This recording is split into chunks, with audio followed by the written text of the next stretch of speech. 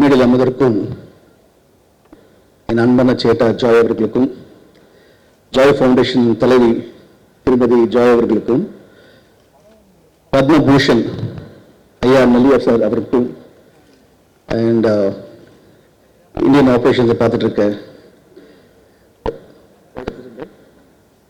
Mister Thomas அவர்களுக்கும், முக்கியமாக madam Bharathi Bhaskar madam அவர்களுக்கும், இங்கே வந்திருக்க கல்யாணமலை சார் அவர்களுக்கும், என்னோட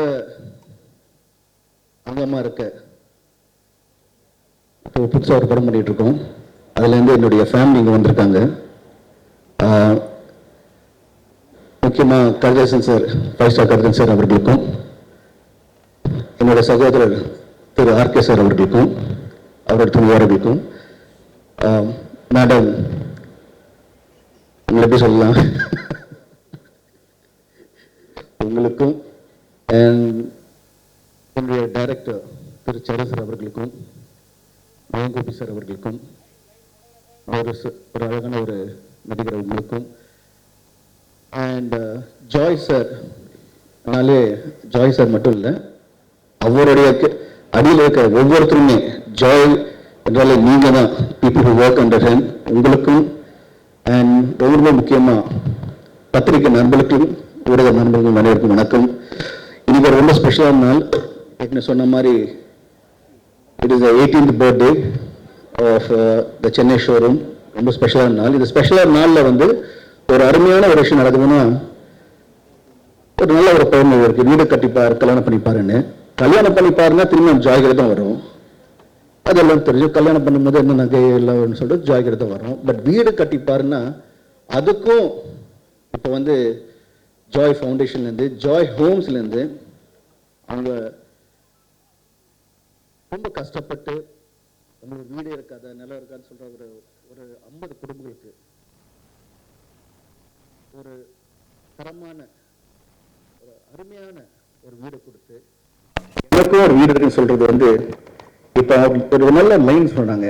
அதான் வீடு என்பது ஒரு ப்ரிவிலேஜ் கிடையாது, வீடு என்பது ஒரு ரைட்டுன்னு. ஸோ அவங்களுக்கு எனக்கு வீடு இருக்கு ரைட்டு கொடுத்ததுக்கு முதல்ல திரு ஜாய் சாருக்கும் அவர் துணையார் திரு ஜோலிக்கும் நடுவே நன்றிகளும்.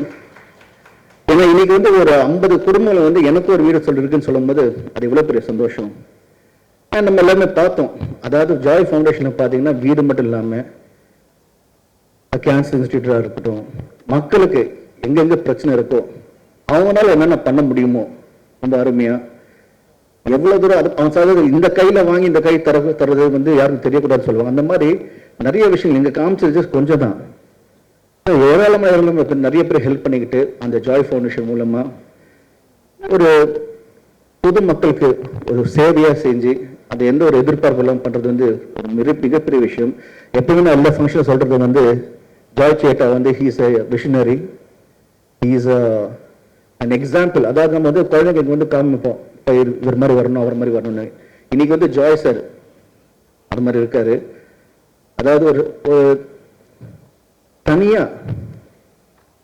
தனித்தனிமையா வந்து எந்த ஒரு சப்போர்ட் இல்லாமல் இன்னைக்கு ஒரு எம்பையரை கட்டி இப்போ அவர் மட்டும் ஜாலியாக இல்லாமல் அவரோட குடும்பம் மட்டும் இல்லாமல் ஸ்டாஃப் மட்டும் இல்லாமல் மக்களுக்கும் திரும்பி கொடுக்குறது நினைக்கும் போது ரொம்ப ரொம்ப சந்தோஷமா இருக்கு. Thank you Thiru ஜேட்டா, thank you, it's wonderful. And இது ஜஸ்ட் அ ஸ்டார்ட் தான், ஜஸ்ட் அ ஸ்டார்ட். இன்னும் ஒரு 5 வருஷத்துல பார்த்தீங்கன்னா என்டையர் இந்தியாவிலே வந்து ஜாய் எல்லாம் எங்கெங்கெல்லாம் பேர். அதாவது நம்ம வந்து சந்தோஷம் என்ன சொல்லுவோம், வாழ்க்கை என்ன வேணும், சந்தோஷம் வேணும்னு சொல்லுவோம்.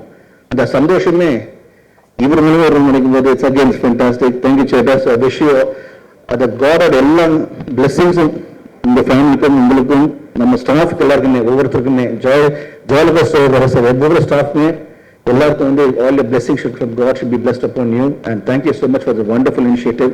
God bless you. ரொம்ப அழகா வந்து பேசி நம்மளோட ஆக்டர் பிரசாந்த் அவர்களுக்கு நல்ல ஒரு கைத்தட்டல்கள் கொடுக்கலாம். அடுத்ததாக மேடைக்கு அழைக்க போன ஒருத்தவங்க வந்து பாத்தீங்கன்னா பேச்சுக்கு வந்து பேர் போனவங்க. அவங்க பேச்சுன்னா அவ்வளோ சூப்பரா இருக்கும். நானே வந்து ஒரு மிகப்பெரிய ரசிகை அப்படின்னு வந்து சொல்லணும். அவங்களோட பேச்சுல சிரிக்க வைப்பாங்க.